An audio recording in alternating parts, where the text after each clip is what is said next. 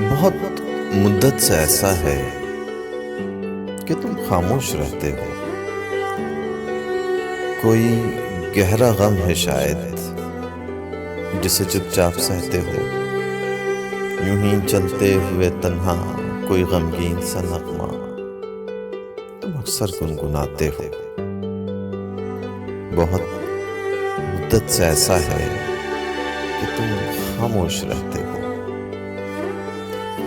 دوران گفتگو یوں ہی ملے نظروں سے جب نظریں تو باتیں بھول جاتے ہو. کسی گمسم سی حالت میں یا پھر بارش کے موسم میں فقط اتنا ہی کہتے ہو، اداسی بے وجہ سی ہے، بہت بوجھل طبیعت ہے. بھلا سچ کیوں نہیں کہتے؟